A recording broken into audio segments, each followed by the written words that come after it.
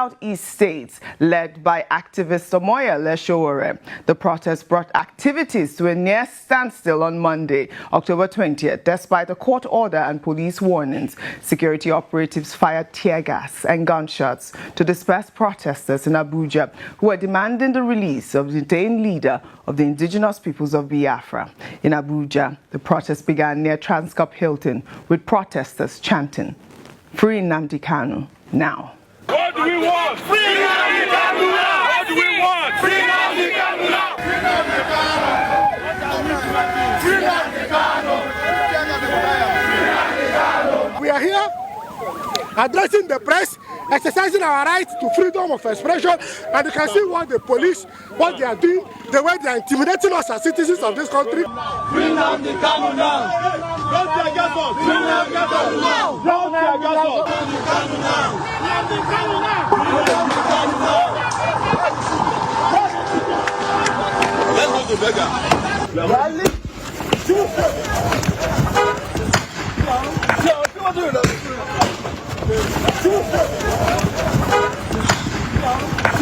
Nobody, even a Bayo, cannot stop me. I would rather die than to fold my hand and keep silent. We are in democracy. We are not in military government. Even during the military government, comrades like Showore protested. We are in democracy, so I have every right to protest. Look at it. I'm a proudly Nigerian. The same police that I, James Mike, aka Flag Boy, aka You Talk You Die, I've been protesting for them to pay them good salary. I stood at the National Assembly for days protesting for Nigerian police. All they could do is to come out and tear gas me. If you can free drug dealers, convicted murderers,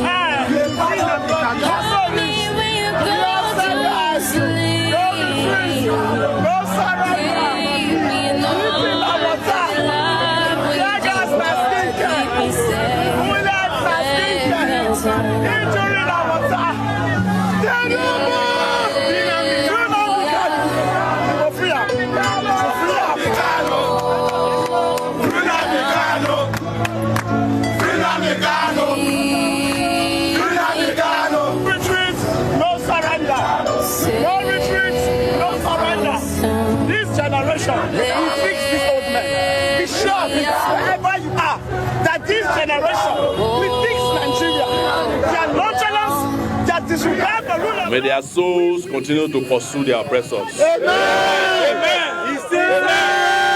This was quite intense yesterday in Abuja. Meanwhile, President Tinubu's special advisor on information and strategy, Bayo Onanuga, criticized one of Nnamdi Kanu's lawyers for participating in the Free Nnamdi Kanu protest, raising concerns about professional ethics and the principle of sub judice. Onanuga, in a post on X, expressed disappointment over the lawyer's decision to join what he described as a shambolic protest, stating, and I'll pull up Bayo Onanuga's post on X there.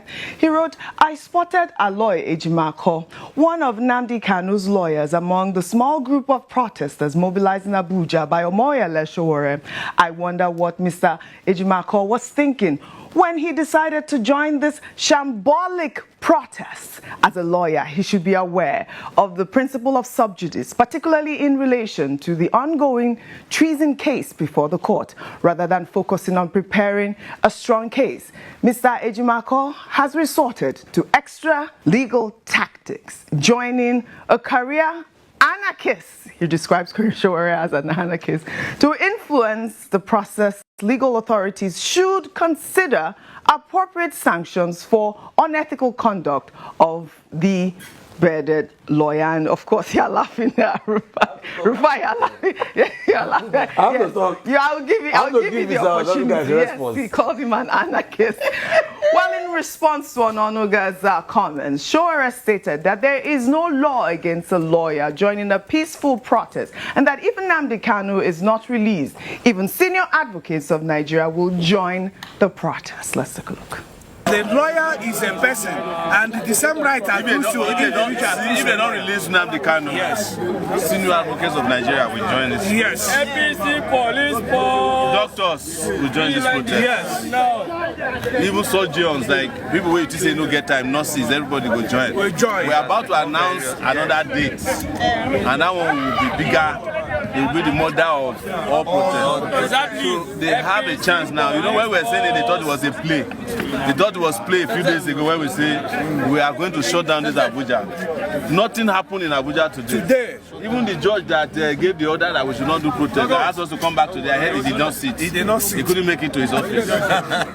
So we are not playing. We are not playing, but we are working to get our protesters, the legally arrested protesters. All right. He's claiming there's going to be another protest that he describes the mother of all protests, and he has yet to announce the date. But Shore was on our nightly news program, Primetime, where he confirmed that Nnamdi Kanu's lawyer, Ejimako, and his brother were arrested. Rufai, I know that you want to speak on this, so I'll give you the floor. I mean, the lawyer has been arrested at this moment. Shore is saying that the prison or the police station or where the lawyer is being kept is like a dungeon. That's what he said on Primetime yesterday. Very sad. And please, they should be let free. I mean, because they protested. I mean, once you arrest them, you take their filings and everything. Please just let them free. Second, the one I want to laugh about is what name did Mr. Bayo Onanuga called? Sure. No, there's another. He said something anarchist. He said he's called him an anarchist. No, I want the exact name because I want to laugh very well. Isn't it persistent anarchist? Was it persistent? Is it persistent anarchist? I want the exact word because that word is really intriguing to me. You know what? I want the exact word. Tell me. In the 90s, when Showore was protesting at the university, and Mr. Bayo Onanuga with his paper was supporting Showore there because the protests they were all together. Showore was not an anarchist then. No. When they were all together, didn't Showore come out recently to say that even Mr. Bayo Onanuga played a fundamental role by supporting the career anarchist? So when they were protesting against June 12th, that Mr. Bayo Onanuga was part of against the military, Showore was not a career anarchist then because the protest supported them. The likes of Mr. Bayo Onanuga giving Showore coverage in his paper then, he was not a career anarchist then. So it is today now that Mr. Bayo Onanuga now remembers because he's in a government that they are presenting as opposing what you want. It's today he remembers. This Nigeria will bust your mind, please. You know sometimes they say, if you live long enough in this country, you will see rubbish. You see, the truth has to be said.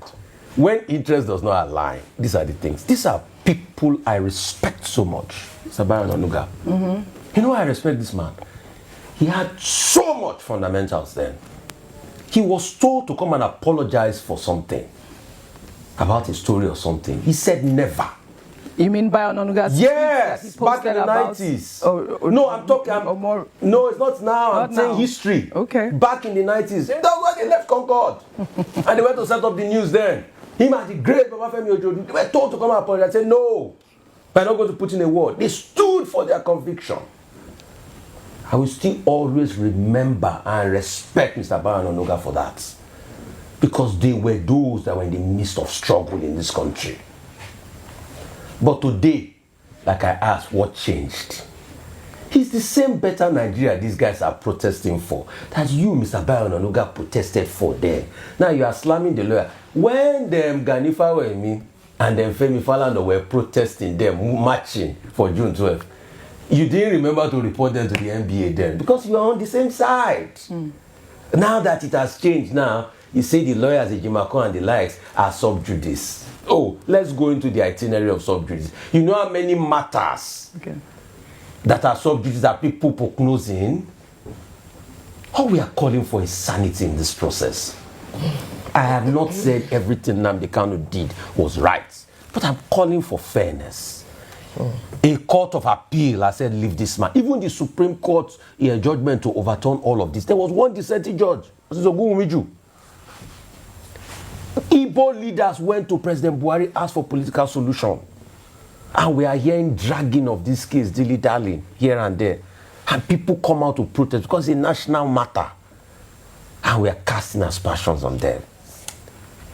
This is the same Mr. Bayo Onanuga that we used to read all this articles. I used to press the neck of them about any small thing, bumper to bumper with the news. Yes. But what changed? That's what we ask. All right. I mean, so if you live long enough in this country, you will see a lot too.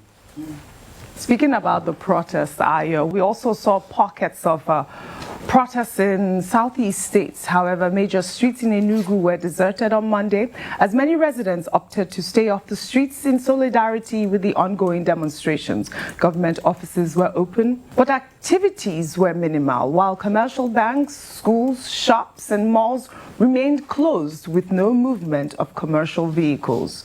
The protests, coincidence with the 5th anniversary of NSAS demonstrations, added symbolic weight to the day, highlighting ongoing tensions around detention, justice, and citizens' rights to peaceful assembly in Lagos. The executive director of Enough is Enough Nigeria, Yemi Adamalekun, was stopped and assaulted by security officers while attempting to lay flowers in honor of the victims of the 2020 NSAS protests. The incident has sparked widespread condemnation on social media.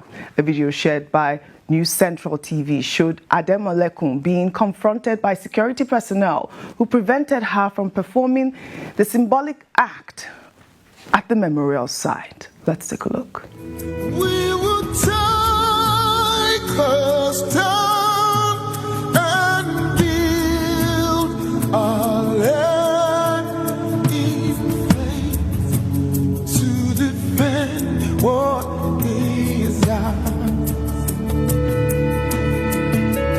Here we are as a people with. Madam, you better stop that. You better stop it. You better stop it. Who allowed you to come and do that here? Give my phone. Oh, yeah, keep moving. Keep moving. Keep moving. Where freedom reigns and truth prevails, our land where there's hope for us all. It's completely unacceptable. The Lekki toll gate has become a symbol site for remembrance of the NSAS victims, where Nigerians annually commemorate those who reportedly lost their lives during the October 2020 protests. This incident raises questions about the right to peaceful remembrance and freedom of expression in public spaces. I'll take some reactions on X. This person actually posted on Instagram, stating, "It's painful to watch this. She only came to pay respect, yet she was treated like an enemy. When will we learn that power should serve the people, not crush them? They fear remembrance because truth exposes guilt. No one should be assaulted for honoring the victims." Well, Deji Adeyoju also condemned this. He wrote on X, "I condemn the harassment of notable human rights activist Yemi Ademalekun of Enough is Enough Nigeria by the ever senseless security agents who have no respect or regard for human rights in Nigeria." And that's the actual point.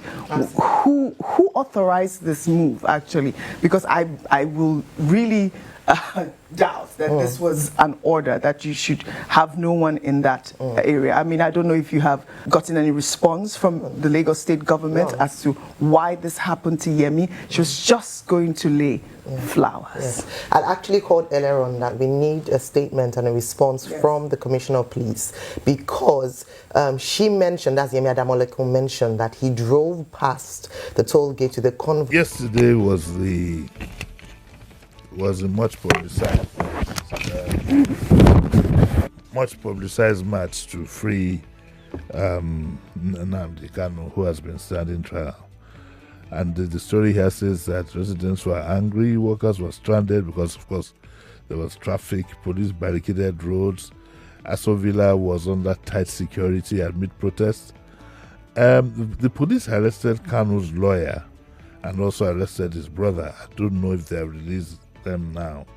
NUJ condemns assault and arrest of journalists and demand replacement of damaged tools. There were videos of journalists who were covering the event and were also being harassed by police. I mean, that is we don't see, even during wars. If you look at during the recent Israeli whatever, the journalists who are identified by press were given free movement.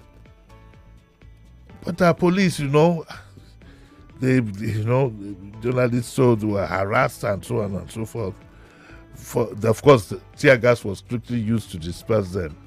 I would call on the police to always, exercise some restraint. Were they unruly? The videos I saw didn't show that. They were not on the damaging spree. Why don't you? You see, you must learn. If you don't want us to have democracy, then let us know. Then we have military dictatorship or military government. But for people to hit the streets and say, in demand of whatever it is, you have to learn to control them, not to disperse them. But that's a story for another day. It's much deeper than that. Sanction Jim Disu for role in protest. Presidency tasks legal regulatory bodies and so on and so forth. Anyway, so that's essentially what happened yesterday. Sowore, there was a video of Sowore being he ran we don't know whether for safety, and very, very ignorant people of the lowest esteem ever are making fun of him for doing that. It just shows the kind of Nigeria that we live in. Why they run? Why he not stay? They turned the whole thing into a laughing and were making fun of him. See, you might not agree with the guy, but you have to give him kudos. That you should realize that if you want for the likes of Ganifa or Emi all down to Sowore, Bekor, and some Kuti fella, so many people like that, you'll get permission to go from your room to the toilet in your face-to-face house. These people are brave people, and they should not be ridiculed. The people you should be ridiculing, you don't ridicule them. I don't understand the mentality of our people. You might not agree with the protest that he's doing. That's a different thing entirely. But it's sad when I heard some people ridiculing Sowore that he ran. Of course, when you are tear gas, you will run. You don't want to stand up and die. If he hadn't had that mentality, he would have been dead long time ago. I know he can go overboard once in a while. All of us do. But Sowore we have a lot to thank him for, minus this one. We have a lot. The fear of him alone creates some kind of balance. And so essentially there's nothing new except for one place where the spokesperson of the president was this sanctioned Jim Disu for participating in the protest. Presidency tasked legal regulatory bodies. Also reacting to the protest, Special Advisor Bayo Onanuga called on legal regulatory bodies in Nigeria to sanction Jimi Disu for participation in the protest. Mr. Bayo Onanuga, you should not have made any statement concerning yesterday's, because it is not against your principle. I don't know why. I don't know who will knock the media department of the government into shape. It was not your place. You have a Federal Ministry of Information. Okay, you have even the Attorney General's office, because it was against release of Kanu. It is sad that you, as spokesperson of the president, are now advising, because what we want to know is this an advice or a threat? And do you know the legal implications of what you have just said? Well, I believe that. I believe very strongly that the president has to go back to the drawing board and recalibrate the whole exercise of government.